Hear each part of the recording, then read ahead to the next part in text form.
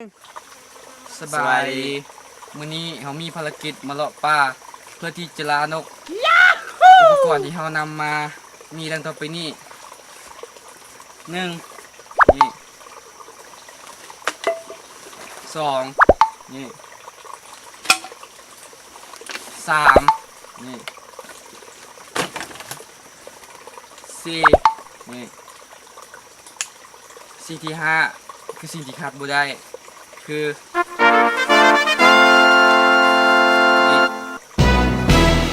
ต่อไปเราก็จะพาไปเบิ่งวิธีการดักนกเนาะไปกันเลย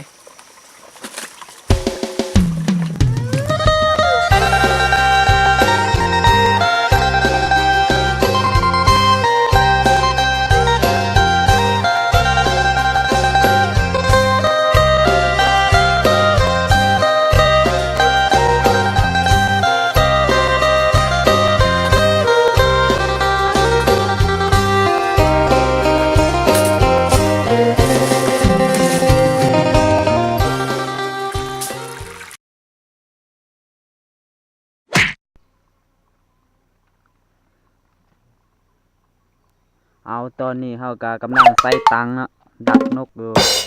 อันนี้ทีมงานอมาตย์บาลเนาะทีมงาน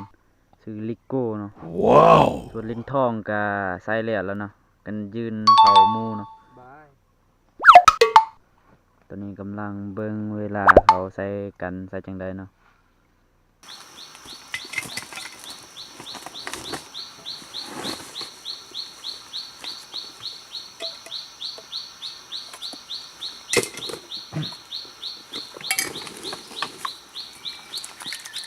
มาเบิ่งขั้นตอนกัน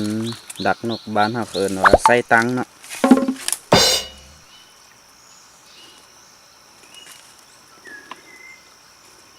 มีกาวคือว่าตังหั่นใส่ไหมเนาะพุ่นว่า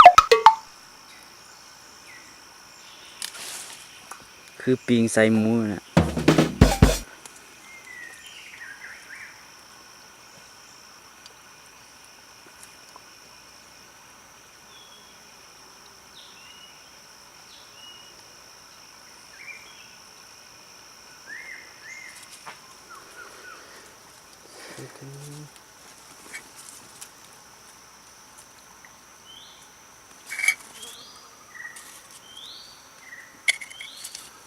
โอเค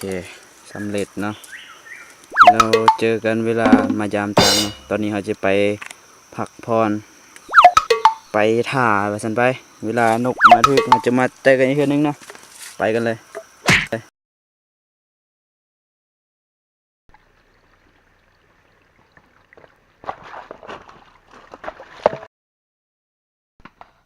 เอาแล้วตอนนี้ถึกนกก่อนเนาะตอนนี้นะนกโตนกน้อยนะนกหัวไล่นะนี่สิแปลงตังตัวเนาะลางที่นึงกับมานแล้วพนะมื้อนี้ได้ปิงแล้วว้าวได้ปิงแล้ว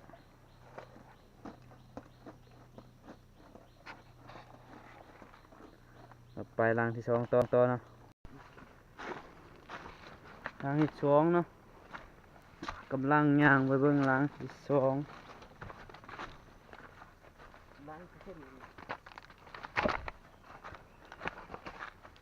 เอาแล้วพุ่นน่ะอีกแล้ว2ตัวเนาะเอาแล้วสองตัวพุ่นว่ะ2ตัวเนาะนี่เนาะนกเนาะนกนี่เนาะนกนี่นกเด้อบ่แม่นไก่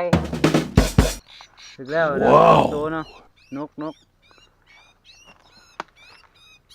กเด้อนี่เด้อนกเด้อติดตังนี่เด้อ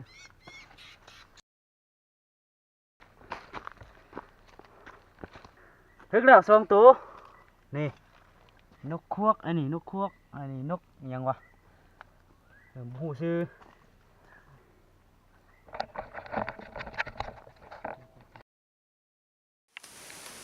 ตอนนี้เราก็หอดเวลาสมควรแล้วนะเพราะว่า12 โมงละพากันกินข้าวได้นกมา7 กว่าตัวอันนี้ลานกำลังลกนกอยู่เนาะว่าจะเฮ็ดปีงจากนั้นเราเจอกันเนาะ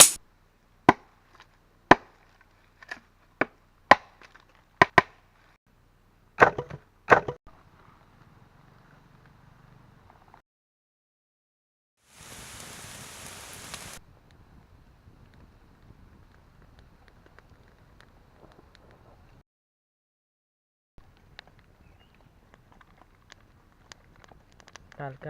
เลยใช่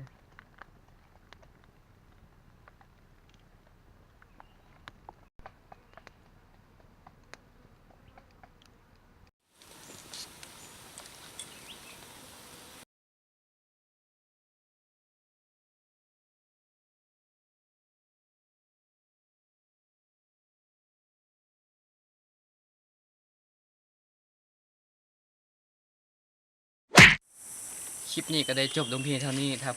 ถ้าผู้ใดมาคลิปนี้ก็อย่าลืมกดไลค์กด Subscribe ให้เด้อ